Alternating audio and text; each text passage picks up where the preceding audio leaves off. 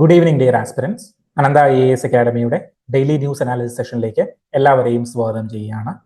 First article first പേജിൽ തന്നെയുള്ള India ASEAN റിലേഷനുമായി ബന്ധപ്പെട്ടിട്ടുള്ള ഒരു ന്യൂസ് ആണ്. സോ നമ്മളുടെ പല ഡിസ്കഷനുകളിലും നമ്മൾ ചർച്ച ചെയ്തിട്ട് പോയിട്ടുള്ള ഒരു ഇന്റർ ഗവൺമെന്റൽ ഓർഗനൈസേഷൻ ആണ് association of south east Asian Nations എന്ന് പറയുന്നത്. ഏതൊക്കെ ഡിസ്കഷനിലാണ് നമ്മളിത് ഡിസ്കസ് ചെയ്തിട്ടുണ്ടായിരുന്നത് നിങ്ങൾ ഓർക്കുന്നുണ്ടോ?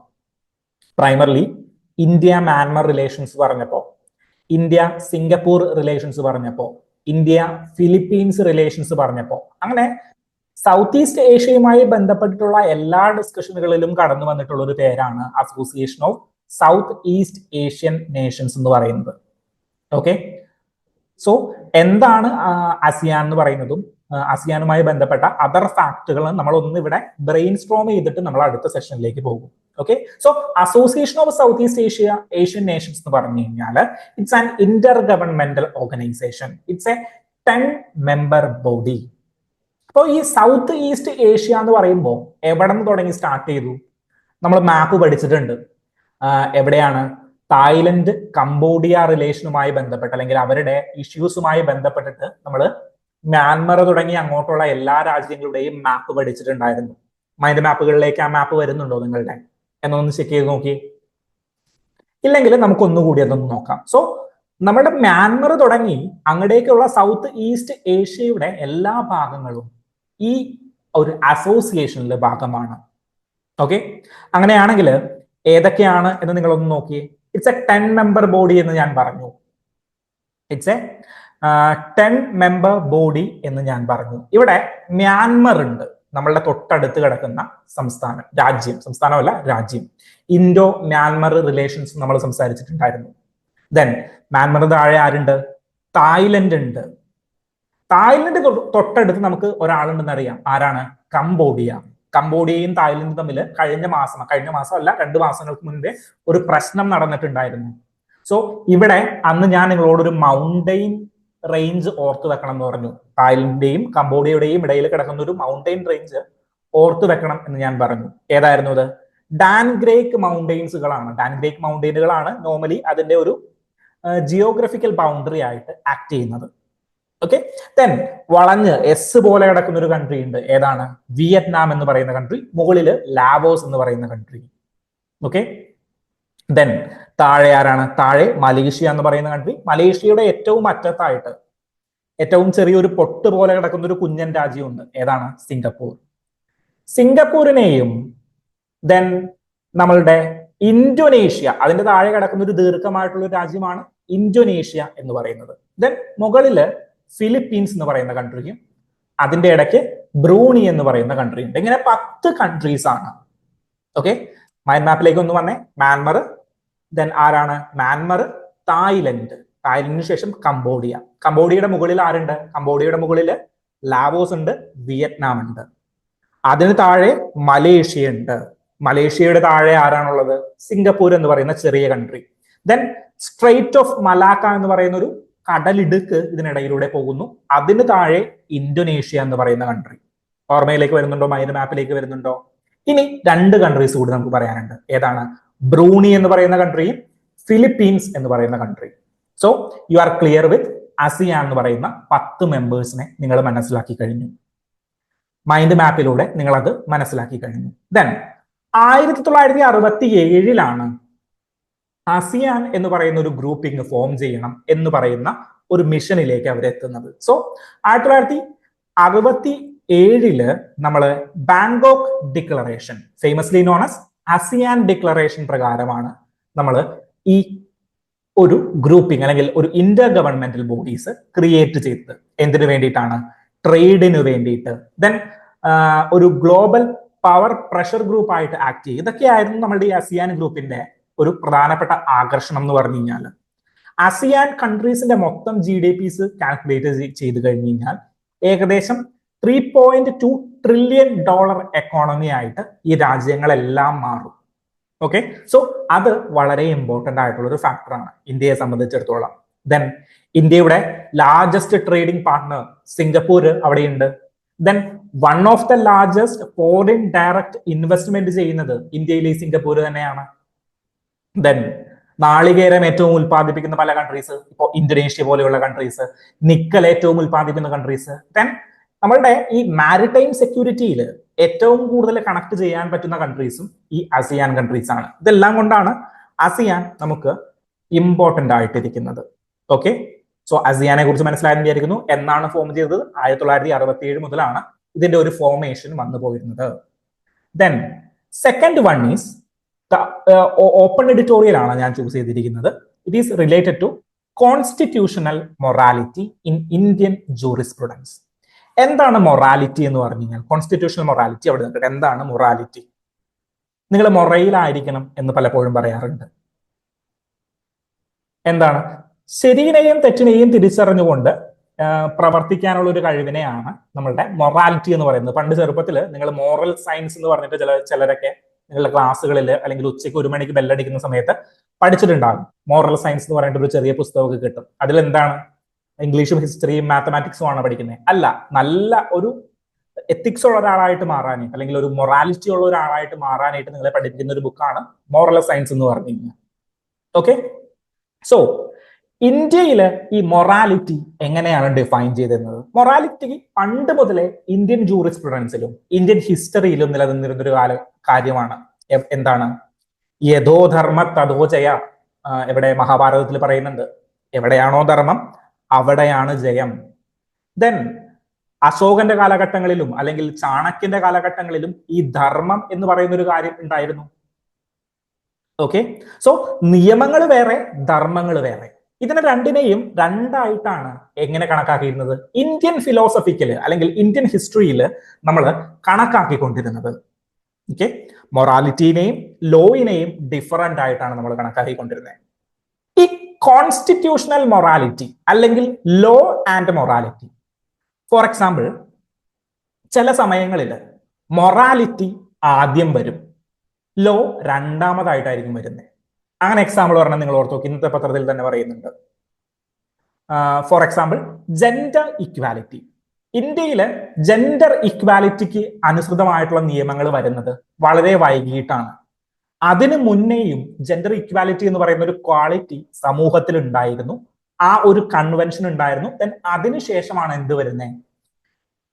ജെൻഡർ ഈക്വാലിറ്റിയുമായി ബന്ധപ്പെട്ടുള്ള നിയമങ്ങൾ ഇന്ത്യയിലേക്ക് വരുന്നത് 2016 നവജോത് സിംഗ് ജോഹർ വേഴ്സസ് എന്താണ് government of union of India കേസുകളിലൊക്കെയാണ് ജെൻഡർ ഇക്വാലിറ്റി അങ്ങനെയുള്ള കാര്യങ്ങളൊക്കെ പ്രധാനമായിട്ടും പ്രതിപാദിച്ചു വരുന്നത്.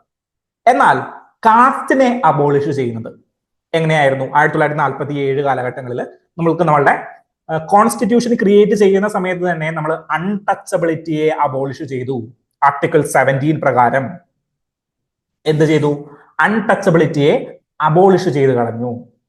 സോ ആ ഒരു കാലഘട്ടത്തിൽ അൺടച്ചബിലിറ്റി എന്ന് പറഞ്ഞു കഴിഞ്ഞാൽ ഒരു മോറൽ റോങ് ഒന്നും ആയിരുന്നില്ല, അല്ലെങ്കിൽ എല്ലാവരും പ്രാക്ടീസ് ചെയ്തുകൊണ്ടിരുന്ന ഒരു കാര്യമായിരുന്നു. ഓക്കെ, സോ ആദ്യം നിയമം കൊണ്ടുവന്നു, ദെൻ പബ്ലിക് മൊറാലിറ്റി ചേഞ്ച് ചെയ്തു. സോ അങ്ങനെ രണ്ട് സിറ്റുവേഷനുകളിലും ഈ മൊറാലിറ്റി പ്രവർത്തിക്കും. അതാണ് ആദ്യത്തെ സെക്ഷനുകളിൽ ഇവിടെ പറയുന്നത്.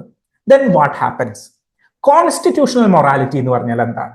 കോൺസ്റ്റിറ്റ്യൂഷണൽ മൊറാലിറ്റി എന്ന് പറഞ്ഞു കഴിഞ്ഞാൽ 19ാം നൂറ്റാണ്ടുകളിൽ രൂപമെടുത്തിട്ടുള്ള, അതായത് 1846 രൂപമെടുത്തിട്ടുള്ള ഒരു വേർഡാണ് ഈ കോൺസ്റ്റിറ്റ്യൂഷണൽ മൊറാലിറ്റി.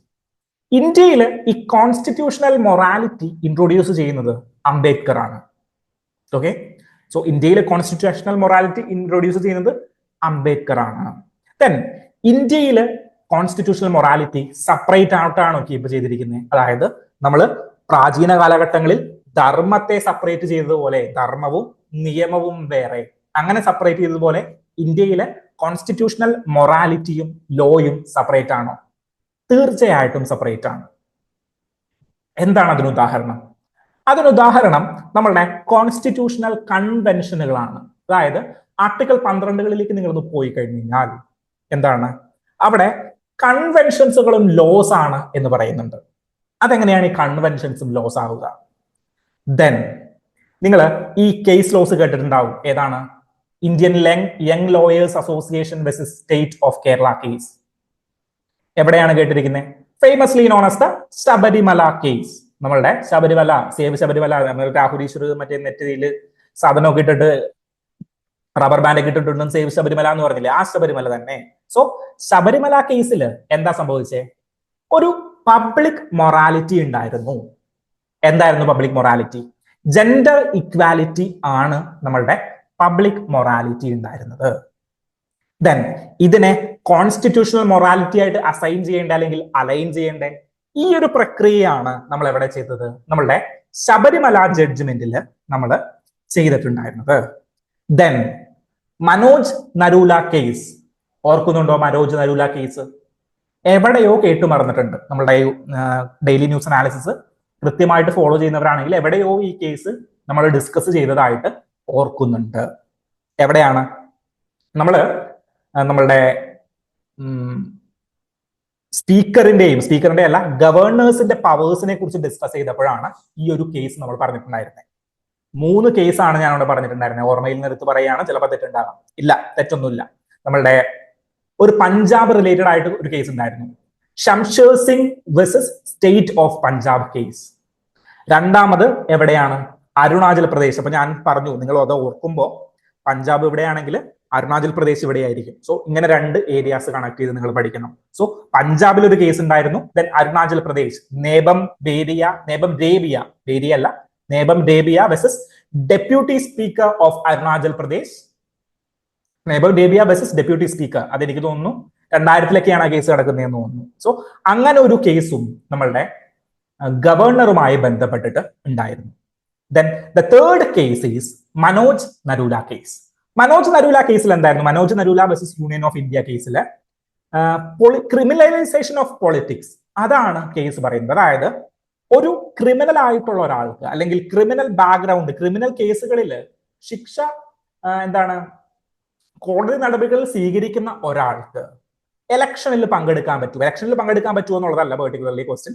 അവർക്ക് മന്ത്രിയായിരിക്കാൻ പറ്റുമോ ഇല്ലയോ എന്നുള്ളതായിരുന്നു കേസ്. സോ കോടതി പറഞ്ഞു, അങ്ങനെ ഒരു നിയമം നമുക്കില്ല. എന്ത്? മന്ത്രിയായിരിക്കാൻ പാടില്ല എന്ന് പറയുന്ന ഒരു നിയമം നമുക്കില്ല. അത് ആരുടെ ഡിസ്ക്രിപ്ഷൻ ആണ്? അത് പ്രൈം മിനിസ്റ്ററുടെ ഡിസ്ക്രിപ്ഷൻ ആണ്. വിച്ച് മീൻസ് പ്രൈം മിനിസ്റ്റർ കൃത്യമായിട്ട് ചെയ്യും എന്ന് ഞങ്ങൾ വിശ്വസിക്കുന്നു. ഇതിൽ ഞങ്ങൾക്ക് ഇടപെടാൻ പറ്റില്ല. അങ്ങനെയാണെങ്കിൽ മനോജ് നരൂല കേസിനെ നമ്മൾ കോൺസ്റ്റിറ്റ്യൂഷണൽ മൊറാലിറ്റിയുടെ ഉദാഹരണമായിട്ട് എടുത്ത് കാണിക്കുന്നത് എന്തിനാ?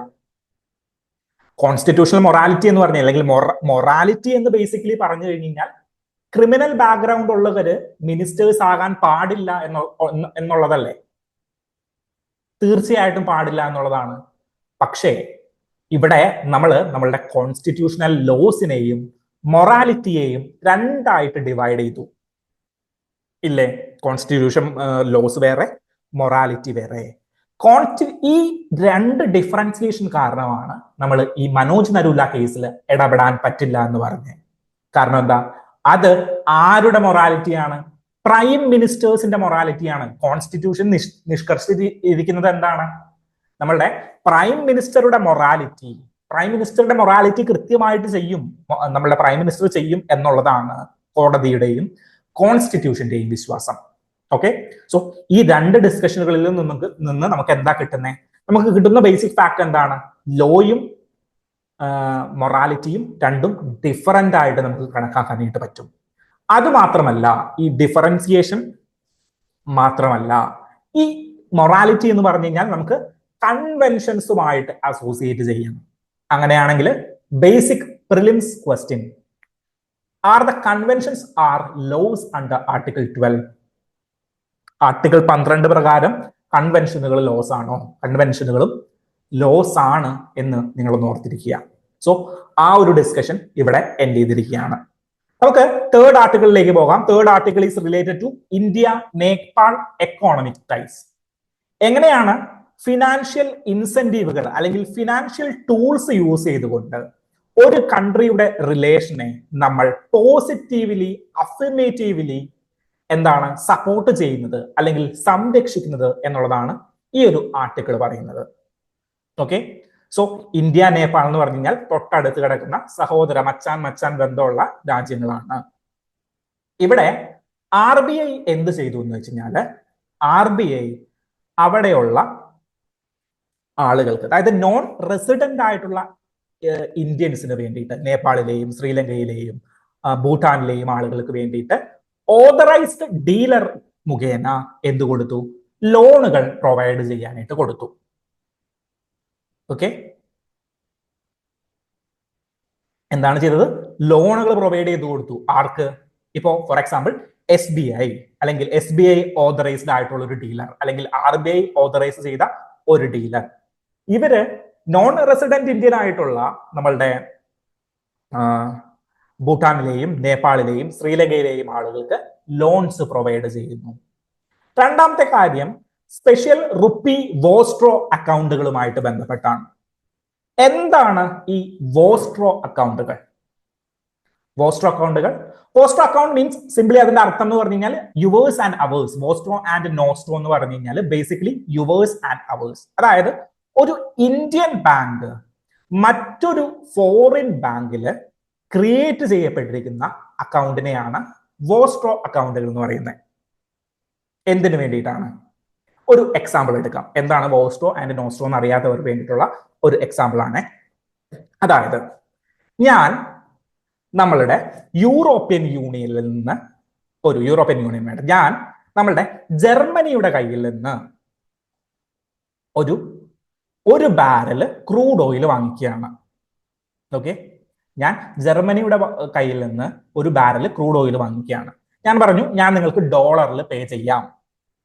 ഓക്കെ, ഞാൻ ഒരു $10 കൊടുത്തു. ഫോർ എക്സാമ്പിൾ $10 ആണ് ഒരു ബാരൽ എന്ന് വിചാരിക്കുക. $10 കൊടുത്തിട്ട് $10 $62 കൊടുത്തിട്ട് ഞാൻ എന്ത് വാങ്ങിച്ചു?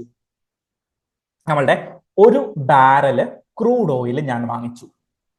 ഓക്കെ, സോ ഈ എന്റെ പ്രൈസ് അല്ലെങ്കിൽ എന്റെ ഇന്റർനാഷണൽ ട്രാൻസാക്ഷൻസ് എന്തുമായിട്ട് പെഗ് ചെയ്തിരിക്കുകയാണ്? ഞാൻ എന്തുമായിട്ട് കണക്ട് ചെയ്തിരിക്കുകയാണ്?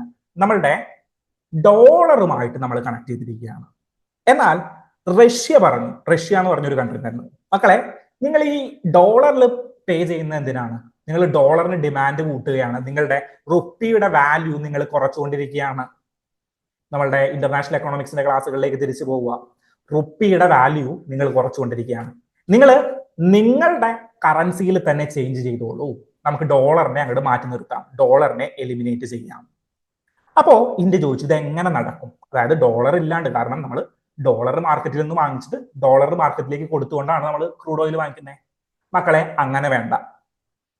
നിങ്ങൾ അല്ലെങ്കിൽ നിങ്ങളുടെ ഒരു ഓതറൈസ്ഡ്, ഇന്ത്യയുടെ ഒരു ഓതറൈസ്ഡ് ബാങ്ക് റഷ്യയുടെ ഒരു ഓതറൈസ്ഡ് ബാങ്കിൽ ഒരു അക്കൗണ്ട് തുടങ്ങും. അതിനെ ഞങ്ങൾ വോസ്ട്രോ അക്കൗണ്ട് എന്ന് വിളിക്കാം. അതേ ബ്രാഞ്ചിൽ തന്നെ, റഷ്യയുടെ അതേ ബ്രാഞ്ചിൽ തന്നെ ഒരു റഷ്യൻ ബ്രാഞ്ച് ഇന്ത്യൻ അക്കൗണ്ട് കൂടി തുടങ്ങുന്നു. അതിനെ ഞങ്ങൾ നോസ്ട്രോ അക്കൗണ്ട് എന്ന് വിളിക്കാം. സോ വോസ്ട്രോ അക്കൗണ്ട് എന്ന് പറഞ്ഞാൽ ഇന്ത്യൻ ബ്രാഞ്ച് തുടങ്ങുന്ന ഒരു അക്കൗണ്ട് അല്ലെങ്കിൽ ഇന്ത്യൻ എൻറ്റിറ്റി തുടങ്ങുന്ന അക്കൗണ്ട്. വോസ്ട്രോ അക്കൗണ്ട് എന്ന് പറഞ്ഞാൽ ഇന്ത്യൻ എൻറ്റിറ്റി തുടങ്ങുന്നത്. നോസ്ട്രോ എൻ ഫോർ എന്താണ്? ഒരു റഷ്യൻ എൻറ്റിറ്റി, റഷ്യൻ ബാങ്ക് ഇന്ത്യയിൽ തുടങ്ങുന്ന അക്കൗണ്ട്. ബേസിക്കലി ഇത് രണ്ടും സെയിം ആണ്. രണ്ടുപേരും മാറി വിളിക്കുന്നു. റിപ്പോ റേറ്റും റിവേഴ്സ് റിപ്പോ റേറ്റ് എന്ന് പറയുന്ന പോലെ തന്നെ രണ്ടും എക്സാക്ട്ലി ഇതിന്റെ ഓപ്പോസിറ്റ് ഫംഗ്ഷൻ ആണ് നിർവഹിച്ചുകൊണ്ടിരിക്കുന്നത്. ഓക്കെ, സോ എന്ത് ചെയ്യുന്നു? നമ്മൾ റഷ്യൻ ബാങ്കിൽ ഒരു വോസ്ട്രോ അക്കൗണ്ട് തുടങ്ങുകയാണ്.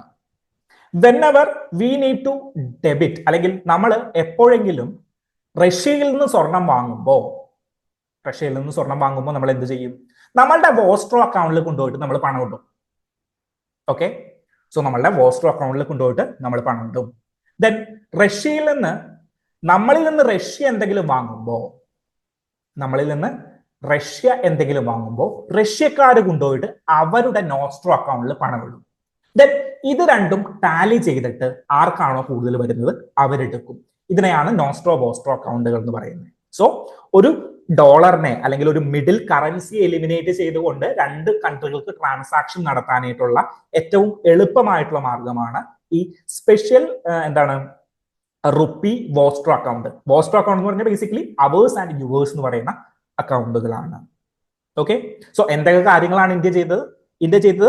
നോൺ റെസിഡൻസിനായിട്ടുള്ള ആളുകൾക്ക്, അതായത് നേപ്പാളിലെയും ഭൂട്ടാനിലെയും ശ്രീലങ്കയിലെയും ആളുകൾക്ക് പൈസ വെറുതെ അങ്ങോട്ട് കടം കൊടുത്തു. രണ്ടാമത്തെ കാര്യം എന്ന് പറഞ്ഞു കഴിഞ്ഞാൽ വോസ്ട്രോ അക്കൗണ്ടുകൾ ക്രിയേറ്റ് ചെയ്തു. എന്തിനു വേണ്ടിയിട്ടാണ് ഇങ്ങനെ ചെയ്തിട്ടുണ്ടായിരുന്നത്? അതായത് COVID-19 തൊട്ട് നോക്കിക്കഴിഞ്ഞു കഴിഞ്ഞാൽ നമ്മളുടെ നേപ്പാളിന്റെ എക്കോണമി ചെറിയ ക്രൈസിസിലാണ്. അവിടുത്തെ സ്മോൾ സ്കെയിൽ ഇൻഡസ്ട്രീസ് വളരുന്നില്ല, അല്ലെങ്കിൽ ലാർജ് സ്കെയിൽ ഇൻഡസ്ട്രീസിലേക്ക് ആരും പണം മുടക്കുന്നില്ല. നേപ്പാളിന്റെ ബാങ്കുകൾ നോക്കുകയാണെങ്കിൽ ബാങ്കുകൾ ഹൈലി സ്കെപ്റ്റിക്കൽ ആണ് എന്തിന്, പണം മുടക്കാനായിട്ട്. സോ ഈ അവസരത്തിൽ ഇപ്പൊ ബാങ്കുകൾ പണം മുടക്കാതിരുന്നു കഴിഞ്ഞാൽ എന്ത് സംഭവിക്കും? പ്രൊഡക്ഷൻ നിലനിൽക്കാതെ പോകും, കാരണം പ്രൊഡക്ഷൻ കുറയും. സോ ഈ അവസരത്തിൽ ഇന്ത്യൻ ബാങ്കുകൾ എന്ത് പറഞ്ഞു? ഇന്ത്യൻ ബാങ്കുകൾ നേപ്പാളിനോട് പറഞ്ഞു, ഞങ്ങൾ നിങ്ങൾക്ക് പണം തരാം. വിച്ച് മീൻസ് അവരുടെ എക്കോണമിക് ആക്ടിവിറ്റീസ് കൂടാനായിട്ട് ഇന്ത്യൻ ബാങ്കുകളുടെ ഈ പ്രവൃത്തി കാരണമാകും. രണ്ടാമത്തെ കാര്യം വോസ്റ്റർ അക്കൗണ്ടുകൾ. വോസ്റ്റർ അക്കൗണ്ടുകൾ എന്ന് പറഞ്ഞു കഴിഞ്ഞാൽ രണ്ട് രാജ്യത്തിനും ഗുണമാണ്. കാരണം എന്താണ്? മറ്റൊരു രാജ്യത്തിന്റെ കറൻസിയിൽ നമ്മളുടെ കൺട്രിയുടെ കറൻസി എക്സ്പ്രസ് ചെയ്യുന്നില്ല. വിച്ച് മീൻസ് ഇന്ത്യൻ കറൻസിയുടെ ഡിമാൻഡ് കൂടും. അതെങ്ങനെ ഇന്ത്യൻ കറൻസിയുടെ ഡിമാൻഡ് കൂടും? ഫോർ എക്സാമ്പിൾ, ഇന്ത്യയും നേപ്പാളും തമ്മിൽ ഇന്ത്യയുടെ ബയലാറ്ററൽ റിലേഷൻസിൽ അല്ലെങ്കിൽ ട്രേഡ് ബാലൻസിൽ ഏറ്റവും കൂടുതൽ കണക്ട് ചെയ്തിരിക്കുന്ന കൺട്രി അല്ലേ? സോ അത് കാരണം അവര് ഇന്ത്യൻ റുപ്പിയിൽ ട്രേഡ് ചെയ്യാനായിട്ട് തുടങ്ങും. വിച്ച് മീൻസ് ഇന്ത്യൻ റുപ്പിയിൽ ട്രേഡ് ചെയ്യാൻ തുടങ്ങിയാൽ ഇന്ത്യൻ കറൻസിയുടെ ഡിമാൻഡ് കൂട്ടും. So it will also beneficial for us. Okay ആണല്ലോ? സോ ലെൻഡിങ് കറൻസി എന്താണെന്ന് മനസ്സിലായി. എക്സ്പാൻഷൻ ഓഫ് സ്പെഷ്യൽ എന്താണ് റുപ്പി വോസ്ട്രോ അക്കൗണ്ടുകൾ എന്താണെന്ന് മനസ്സിലായി. Then what is pegged demand? ഈ പെഗ്ഡിന്റെ കാര്യവും നമ്മൾ എവിടെ പറഞ്ഞിട്ടുണ്ട്? നമ്മളുടെ ഇന്റർനാഷണൽ എക്കോണമിക്സ് പറഞ്ഞപ്പോൾ റുപ്പിയുടെ മൂല്യം കൂടുന്നതിന് കാരണം എന്താണ് എന്ന് ചോദിച്ചപ്പോൾ പറഞ്ഞിട്ടുണ്ട്. എനിക്ക് തോന്നുന്നു എന്നായിരുന്നു ആ ഡിസ്കഷൻ ഉണ്ടായിരുന്നേ, ഓർക്കുന്നില്ല. സെപ്റ്റംബറിൽ ഒരു ഡിസ്കഷനിലായിരുന്നു നമ്മളത് പറഞ്ഞിട്ടുണ്ടായിരുന്നത്. സെപ്റ്റംബർ ആണോ അതിനു മുന്നേ ഓഗസ്റ്റിലെ ഡിസ്കഷനിലാണോ എന്ന് ഞാൻ ഓർക്കുന്നില്ല. ഇവിടെ മനോജ് നെരൂല കേസ് പറഞ്ഞത് സെപ്റ്റംബറിലെ ഡിസ്കഷനിലാണ് കേട്ടോ. ഞാനിപ്പോൾ ഓർത്തോ പറഞ്ഞെന്നുള്ളൂ. Manoj Narula case September 18 current affairs ആണെന്ന് തോന്നുന്നു. 18-19 കറണ്ട് അഫയേഴ്സ് ആണ്. Then pegged demand. ഈ പെഗ്ഡ് എന്ന് പറഞ്ഞു കഴിഞ്ഞാൽ എന്താണ്? ഒരു ചരടുമായിട്ട് നമ്മൾ കെട്ടിയിടും, അതിനെയാണ് പെഗ്ഡ് എന്ന് പറയുന്നത്. സോ നേപ്പാൾ റുപ്പിയെ നമ്മൾ എന്ത് ചെയ്തു? ഇന്ത്യൻ റുപ്പിയുമായിട്ട് പെഗ് ചെയ്തിട്ടു. സോ എക്സ്ചേഞ്ച് റേറ്റ് എന്ന് പറഞ്ഞു കഴിഞ്ഞാൽ ₹1 എന്ന് പറഞ്ഞു കഴിഞ്ഞാൽ 1.6 നേപ്പാൾ റുപ്പീസ് ആണ്. ഓക്കെ. സോ ഇന്ത്യൻ രൂപ, എന്തിനാ ഇന്ത്യൻ രൂപയുമായിട്ട് അതിനെ പെഗ് ചെയ്തിട്ടിരിക്കുന്നത്? പെഗ് ചെയ്യാന്ന് പറഞ്ഞാൽ കെട്ടിയിടുക. ഇന്ത്യൻ രൂപയുമായിട്ട് കെട്ടിയിടുക എന്ന് വെച്ച് കഴിഞ്ഞാൽ ഫ്ലക്ച്വേഷൻസ് കുറയ്ക്കുക. ഏതെങ്കിലും ഒരു കൺട്രീസിന്റെ കറൻസിയുമായിട്ട് ഫ്ലക്ച്വേറ്റ് ചെയ്ത്, അതായത് ഇന്ത്യൻ കറൻസി ഫ്ലക്ച്വേറ്റ് ചെയ്ത് കഴിഞ്ഞാൽ മാത്രമേ നേപ്പാളിന്റെ കറൻസിയും ഫ്ലക്ച്വേറ്റ് ചെയ്യുകയുള്ളൂ. അല്ലാത്ത അവസരങ്ങളിലോ, പെഗ് ചെയ്തിട്ടില്ലാത്ത അവസരങ്ങളിലോ മാർക്കറ്റിന്റെ ഡിമാൻഡ് അനുസരിച്ചായിരിക്കും എന്ത് ചെയ്യുന്നേ? അവരുടെ കറൻസി ചേഞ്ച് ആവുന്നേ. സോ നേപ്പാൾ റുപ്പിക്ക് ലോക മാർക്കറ്റിൽ വലിയ ഡിമാൻഡ് ഇല്ലെങ്കിൽ ഇതിന്റെ പവർ ഇടിയാനായിട്ട് തുടങ്ങും. അങ്ങനെ ഇടിയാതിരിക്കാൻ വേണ്ടിയിട്ടാണ് നമ്മൾ എന്ത് ചെയ്തേ? നേപ്പാൾ ഗവൺമെന്റ് എന്ത് ചെയ്തേ? ഇന്ത്യൻ റുപ്പിയുമായിട്ട് ഇത് പെഗ് ചെയ്ത് വെച്ചേ, ഇതിനെ കെട്ടിയിട്ടു. So whenever Indian rupee change ചെയ്യുമ്പോൾ അതിനനുസരിച്ചിട്ട് നേപ്പാൾ റുപ്പിയും ചേഞ്ച് ചെയ്തുകൊണ്ടിരിക്കും. അതിനെയാണ് പെഗ്ഡ് ഡിമാൻഡ് എന്ന് പറയുന്നത്, അല്ലെങ്കിൽ പെഗ്ഡ് കറൻസീസ് എന്ന് പറയുന്നത്. സോ ഇതെല്ലാം കാരണം നമ്മളുടെ നേപ്പാളിന്റെ എക്കോണമിയെ പോസിറ്റീവ്ലി എന്ത് ചെയ്യാനായിട്ട്, സപ്പോർട്ട് ചെയ്യാനായിട്ട് ഇന്ത്യക്ക് സാധിക്കും. സോ അവരൊരു ക്രൈസിസിലൂടെ പോകുമ്പോൾ നമ്മൾ സപ്പോർട്ട് ചെയ്ത് കഴിഞ്ഞു കഴിഞ്ഞാൽ നമ്മളുടെ ഭാഗത്ത് അവർ നിൽക്കില്ലേ? നിൽക്കും. സോ അതിന് വേണ്ടിയിട്ടുള്ള പ്രവർത്തനങ്ങൾ. സോ എങ്ങനെയാണ് ഈ ഫിനാൻഷ്യൽ ടൂൾസുകൾ ഉപയോഗിച്ചുകൊണ്ട് ഇന്ത്യ എന്ത് ചെയ്യുന്നേ? നേപ്പാളിനെ പോസിറ്റീവ്ലി സപ്പോർട്ട് ചെയ്യുന്നത് എന്നുള്ളതാണ് ഇവിടെ നിങ്ങൾ പഠിച്ചത്. ഇവിടെ നിങ്ങൾ പഠിച്ചപ്പോൾ മറ്റൊരു കാര്യം കൂടി നിങ്ങൾ ഓർക്കാനായിട്ടുണ്ട്. എന്താണ് മണി മൾട്ടിപ്ലയർ എന്ന് പറഞ്ഞു കഴിഞ്ഞാൽ? സോ ലാസ്റ്റ് പാരാഗ്രാഫിൽ നിങ്ങൾ കാണും മൾട്ടിപ്ലയർ എഫക്റ്റ് എന്ന് പറഞ്ഞൊരു കാര്യം. Okay, multiplier effect. സോ എന്താണ് മണി മൾട്ടിപ്ലയർ എന്ന് കൂടിയിട്ട് നിങ്ങൾ ഇവിടെ ഓർത്തു വെക്കണം. സോ മണി മൾട്ടിപ്ലയർ എന്ന് പറഞ്ഞു കഴിഞ്ഞാൽ ബാങ്കിൽ കിടക്കുന്ന എമൗണ്ടുകൾക്ക് മൾട്ടിപ്ലൈ ചെയ്യാനായിട്ടുള്ള ഒരു ത്വരയുണ്ട്. ഫോർ എക്സാമ്പിൾ, നിങ്ങൾ ബാങ്കിൽ ഒരു 1 ലക്ഷം രൂപ കൊണ്ടുപോയിട്ട് ഡെപ്പോസിറ്റ് ചെയ്തു. ബാങ്കിനെ സംബന്ധിച്ചിടത്തോളം ഈ 1 ലക്ഷം രൂപയിൽ നിന്ന് അവര് എത്ര ലക്ഷം രൂപ ഉണ്ടാക്കുന്നുണ്ടാകും? അല്ലെങ്കിൽ ഈ 1 ലക്ഷം രൂപയായിരിക്കുമോ ഇവര് കടം കൊടുക്കുന്നത്? ഇല്ല, ഈ 1 ലക്ഷം രൂപയല്ല ഇവര് കടം കൊടുക്കുന്നത്. പകരം ഫോർ എക്സാമ്പിൾ എത്രയാണ്? ഒരു 5 ടൈംസ് വരെ, വിച്ച് മീൻസ് 1 ലക്ഷം രൂപ കൊണ്ടുപോയി നിങ്ങൾ ഡെപ്പോസിറ്റ് ചെയ്ത് കഴിഞ്ഞാൽ 5 ലക്ഷം രൂപയുടെ കടം വരെ ആര് കൊടുക്കും? ബാങ്കുകൾ കൊടുക്കും. അങ്ങനെ ബാങ്കുകൾക്ക് അവരുടെ മണി മൾട്ടിപ്ലൈ ചെയ്യാനായിട്ടുള്ള, അതായത് കറന്റ് റിസർവ്, ഫോർ എക്സാമ്പിൾ നമ്മുടെ RBI പറയുകയാണ്, നിങ്ങൾ 1 ലക്ഷം ഡെപ്പോസിറ്റ് സ്വീകരിച്ചു കഴിഞ്ഞാൽ ക്യാഷ് റിസർവ് റേഷ്യോ ആയിട്ട് RBIയുടെ അടുത്ത് ഇത്ര ശതമാനം തുക നിക്ഷേപിക്കണം, സ്റ്റാറ്റ്യൂട്ടറി ലിക്വിഡിറ്റി റേഷ്യോയുമായി ബന്ധപ്പെട്ട് ഇത്ര തുക നിക്ഷേപിക്കണം. സോ അങ്ങനെയുള്ള റേഷ്യോസ് ഒക്കെ മാറ്റി വെച്ചിട്ട് കറന്റ് എക്സിസ്റ്റിംഗ് റേഷ്യോയില് ഒരു ബാങ്കിന് അല്ലെങ്കിൽ ഒരു കറൻസിക്ക് അല്ലെങ്കിൽ ഒരു ഡെപ്പോസിറ്റിനെ മൾട്ടിപ്ലൈ ചെയ്യാൻ പറ്റുന്ന, ക്യാഷിന് മൾട്ടിപ്ലൈ ചെയ്യാൻ പറ്റുന്നതിന്റെ എക്സ്റ്റൻസിനെയാണ് അല്ലെങ്കിൽ എക്സ്റ്റെന്റിനെയാണ്, എത്രത്തോളം മൾട്ടിപ്ലൈ ചെയ്യാൻ പറ്റും, അതിനെയാണ് നമ്മൾ എന്ത് വിളിക്കുന്നത്? മണി മൾട്ടിപ്ലയർ എന്ന് പറയുന്നത്. ഓക്കെ, ഒരു മണി മൾട്ടിപ്ലിക്കേഷൻ എന്ന് പറഞ്ഞാൽ എന്താണ്? ഇരട്ടിക്കുക. സോ അങ്ങനെ മണി മൾട്ടിപ്ലൈ ചെയ്യാനായിട്ട് കറന്റ് റിസർവ് സിനാരിയോസിൽ 18% സ്റ്റാറ്റ്യൂട്ടറി ലിക്വിഡിറ്റി റേഷ്യോയില്, 4% എന്ത് ക്യാഷ് റിസർവ് റേഷ്യോയില് മണിക്ക് എന്തോരം ഏത് മണിയാണ്? കലാഭവൻ മണിയാണോ? അല്ല, നമ്മളുടെ കയ്യിൽ കിടക്കുന്ന, നമ്മുടെ അക്കൗണ്ടിൽ കിടക്കുന്ന ക്യാഷിന് മൾട്ടിപ്ലൈ ചെയ്യാനായിട്ടുള്ള ഒരു എക്സ്റ്റെന്റിനെയാണ് മണി മൾട്ടിപ്ലയർ എന്ന് പറയുന്നത്. ഓക്കെ, അപ്പൊ അതിൽ നിന്ന് നിങ്ങൾ ഒരു പ്രിലിംസ് ചോദ്യം പഠിച്ചല്ലോ. എന്താണ് പ്രിലിംസ് ചോദ്യം? മണി മൾട്ടിപ്ലയറിനെ അഫക്ട് ചെയ്യുന്ന ബേസിക് ഫാക്ടറുകൾ എന്താണ്? ഒന്ന് റിസർവുകളാണ്. ഓക്കെ, സോ ക്ലാസ്സുകളിൽ ഇത് കൃത്യമായിട്ട് എടുത്തിട്ടുണ്ടാവുമെന്ന് വിചാരിക്കുന്നു. ഇല്ലെങ്കിൽ മനസ്സിലാകാത്തവർ അതൊന്ന് എടുക്കാനായിട്ട് വെയിറ്റ് ചെയ്യുക, സമയത്തിന്റെ പരിമിതികൾ ഉണ്ട്. സോ മണി മൾട്ടിപ്ലയർ എന്ന് പറയുന്ന ഒരു കാര്യം കൂടി നിങ്ങൾ ഇതിന്റെ ലാസ്റ്റിൽ ഒന്ന് നോക്കി വെച്ചേക്കുക. മനസ്സിലാവുന്നില്ലെങ്കിൽ കോൺടാക്ട് ചെയ്തോളൂ, ഡീറ്റെയിൽ ആയിട്ട് തന്നെ പറഞ്ഞു തരാം, കുഴപ്പമില്ല. ഓക്കെ, അങ്ങനെയാണെങ്കിൽ നമുക്ക് 4th ആർട്ടിക്കിളിലേക്ക് പോകാം. 4th ആർട്ടിക്കിൾ എന്താണ്? India's natural heritage under threat. IUCN international union for conservation of നേച്ചറിന്റെ ഒരു ഹെറിറ്റേജ് ഔട്ട്ലുക്ക് റിപ്പോർട്ട് ഈ മാസം ആദ്യം പുറപ്പെടുവിച്ചിട്ടുണ്ട്. World heritage outlook report 4th റിപ്പോർട്ടാണ് അവരുടെ. വേൾഡ് ഹെറിറ്റേജുകൾ ഇവർ പ്രഖ്യാപിക്കാറുണ്ട്. ഇന്ത്യയിൽ തന്നെ ഒരുപാട് വേൾഡ് ഹെറിറ്റേജ് സൈറ്റുകൾ ഉണ്ടെന്ന് നമുക്കറിയാം, നാച്ചുറൽ ഹെറിറ്റേജ് സൈറ്റുകൾ. ഇതിന്റെ ഒരു റിപ്പോർട്ട് ഇവരെടുത്തു. അതില് ഇന്ത്യയിൽ നിന്നും 3 ഒരുപാട് പ്രദേശങ്ങൾ ഗുഡ് ആയിട്ട് നിലനിൽക്കുന്നുണ്ട്. എന്നാൽ 3 ത്രെഡ്ഫുൾ ആയിട്ടുള്ള ഏരിയാസ് ഐഡന്റിഫൈ ചെയ്തിട്ടുണ്ട്. ഏഷ്യയിലെ 3 ത്രെഡ്ഫുൾ ആയിട്ടുള്ള ഏരിയയില് ഇന്ത്യയിലെ 3 പ്രദേശങ്ങളും ഉണ്ട്. ഏതൊക്കെയാണ്? ഒന്നെന്ന് പറയുന്നത് നമ്മളുടെ സ്വന്തം വെസ്റ്റേൺ ഗട്ട്സ് ആണ്. 2 എന്ന് പറയുന്നത് സുന്ദർബൻ റീജിയൻ ആണ്. 3 എന്ന് പറയുന്നത് മനസ് നാഷണൽ പാർക്ക് ആണ്. ഏതാണ് മനസ് നാഷണൽ പാർക്ക്? എവിടെയാ കിടക്കുന്നത്? ആരെങ്കിലും എന്റെ കറന്റ് അഫയേഴ്സ് ഡിസ്കഷൻസ് റിവിഷൻ ചെയ്യുന്നുണ്ടോ എന്ന് ഇപ്പൊ അറിയാം. മനസ് നാഷണൽ പാർക്ക് എവിടെയാ കിടക്കുന്നത്? മനസ് നാഷണൽ പാർക്ക് അസമിലാണ് കിടക്കുന്നത്.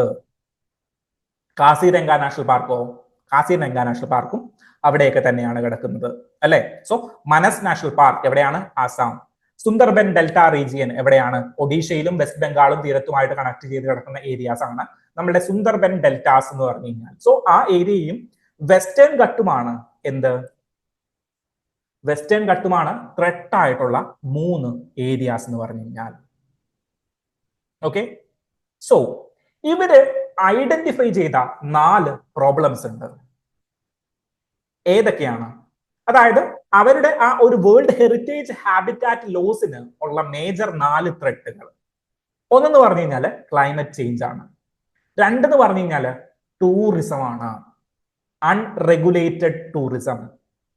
3 ഇൻവേസീവ് ഏലിയൻ സ്പീഷീസ് ആണ്. 4 ഏതാണ്? റോഡ്സ് ഡെവലപ്മെന്റ് ആണ്.